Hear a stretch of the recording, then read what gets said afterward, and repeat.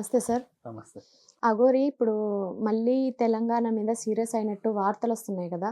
అంటే నేను ఆత్మార్పణ చేసుకుంటానని కూడా నిన్న తనొక వీడియో చెప్పడం, మళ్ళీ పోలీసులందరూ తన కోసం చూడడం, ఎక్కడ ఏం జరుగుతుందా అని అంతా పహారా కాయడం.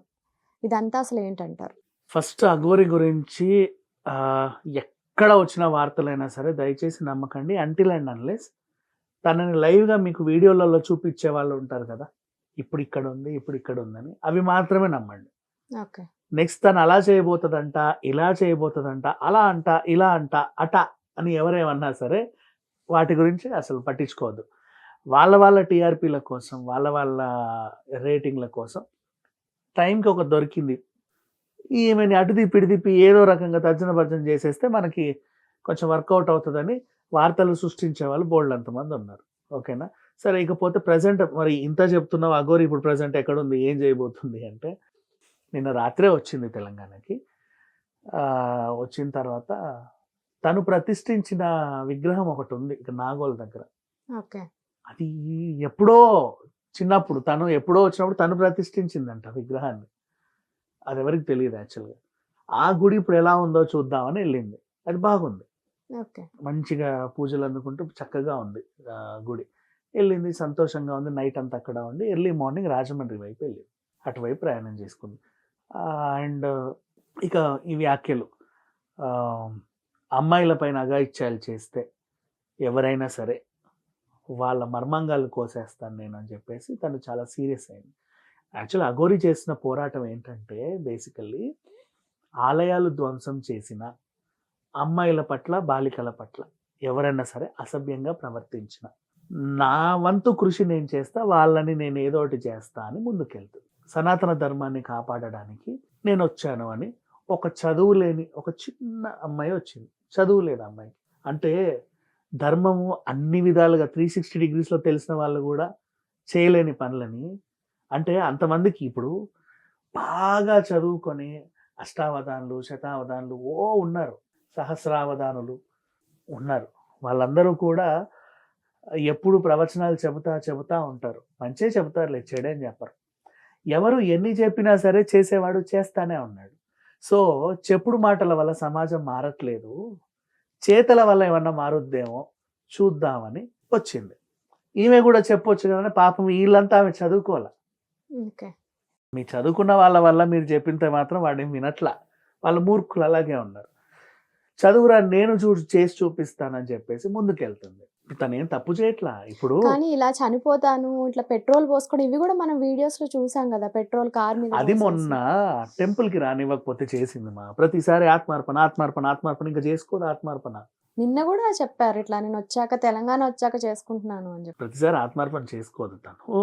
అలా ఏముండదు. తనకి ఎప్పుడన్నా ఆవేదన గురైతే అలా అంటుంది. ఇకపోతే తన ఆత్మార్పణ విషయాలు గూడా ఫేకే బేసికల్లీ.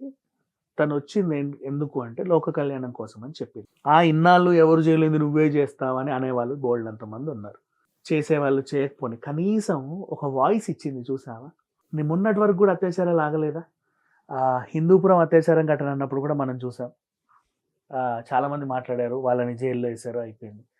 ఈ సాఫ్ట్‌వేర్ అమ్మాయి మన మసీద్ బండ కొండాపూర్ దగ్గర గచ్చిబౌలి సైడ్ అప్పుడు జరిగినప్పుడు కూడా వార్తలు తెలుసుకొని వదిలేస్తున్నాం మనం. ఓకేనా? స్ట్రాంగ్‌గా వార్నింగ్‌లు ఇవ్వట్లా. అంటే మేల్కొల్పట్ల ఎవరిని.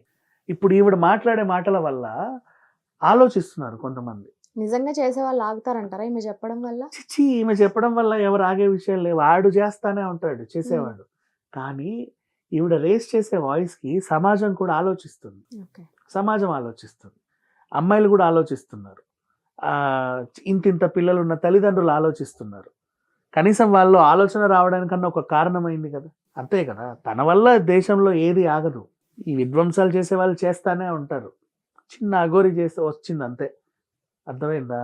మొత్తం ఈ చిన్న అఘోరి వెంట 1,00,000 ఘోరీలు వచ్చినా జరగాల్సిన ఘోరాలు జరుగుతూనే ఉంటాయి. కానీ తన వంతు చేయగలిగింది చేసింది ఏదో ఉడతా భక్తిగా. దానివల్ల ఫస్ట్‌లో ఆమెను వ్యతిరేకించారు. ఇప్పుడు చూడు ఏం జరుగుతుందో చూడమ్మా. ఫస్ట్ రాగానే ఆమెను వ్యతిరేకించారు. తర్వాత యాక్సెప్ట్ చేశారు. యాక్సెప్ట్ చేసిన వాళ్ళు క్రమక్రమంగా పెరుగుతున్నారు. గతంలో గుడిలోకి రానివ్వలేరు. ఇప్పుడు గుడిలోకి ఆహ్వానిస్తున్నారు. వాళ్ళు ఆహ్వానిస్తామని చెప్పారు. తిను బట్టలేసుకుంటే అది ఆహ్వానిస్తామని తర్వాత, చెప్పారు. అవన్నీ తర్వాత. ఇప్పుడు బట్టలు వేసుకోకపోయినా ఆహ్వానిస్తారు. ఓకే.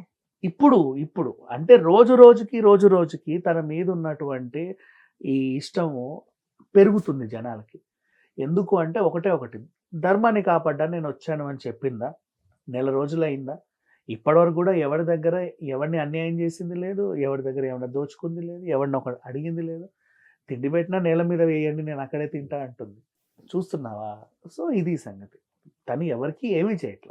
సో, తను వెళ్తుంటే రోజు రోజు మద్దతు పెరుగుతా వస్తుంది. ఈ మద్దతు ఇంకాస్త పెరిగినప్పుడు, అప్పుడు ఆగుతాయి. ఎందుకంటే, ఒరేయ్! పలానా అమ్మాయిని ఈ రాత్రి ఏదైనా చేద్దామా? అని నలుగురు ఫ్రెండ్స్ మాట్లాడుకుంటే, ఇందులో ఒకడే ఈ ముగ్గురిని కొట్టి ఏరా మీకు ఇదేం ఆలోచన అంటాడు. అలా మారే రోజు వస్తది ఎప్పుడో. అది త్వరగా రావాలని ఈమె కోరుకుంటుంది. అంతే, అంతకుమించి ఏం లేదు. మరి తన ఆశ్రమం అడుగుతుంది కదా! నాకొక గుడి ఇవ్వండి చాలు నేనక్కడ ఉంటాను అనేసి. మంచిదే గదమ్మా! ఇప్పుడు అక్కడి నుంచి ఇక్కడికొచ్చింది. ఎక్కడుంటది? ఆ కారు తప్ప ఆమెకి ఇంకేమీ లేదు. అది కూడా ఒక అంటే మొబిలైజ్ అలా ఎలా మనం ఇంకో విధంగా కూడా ఆలోచించొచ్చు కదా! ఇప్పుడు ఒక ఆశ్రమం తీసుకుందంటే మళ్ళీ అక్కడ పూజలు, బాబాలు, మళ్ళీ డబ్బులు ఇవన్నీ కూడా మళ్ళీ అక్కడ చూద్దాం. ఏర్పడిపోతుంది. ఆశ్రమం తీసుకుంటే డబ్బులు వచ్చినప్పుడు గదా మనం అంటాము. ఇప్పటివరకు మనకున్నదేంటి? ఆశ్రమం, పీఠం ఎవరన్నా పెట్టారు అంటే ఖచ్చితంగా డబ్బులు, డెవలప్‌మెంట్, ఆ పెద్ద ఇది అయన్నీ ఉంటాయి. ఓ పార్క్‌లా తయారవుతదది. అవును. అవునా? ఓ పెద్ద ఫార్మ్ హౌస్ లాగా పార్క్‌లా తయారవుతది. అలా అనుకుంటున్నాం మనం.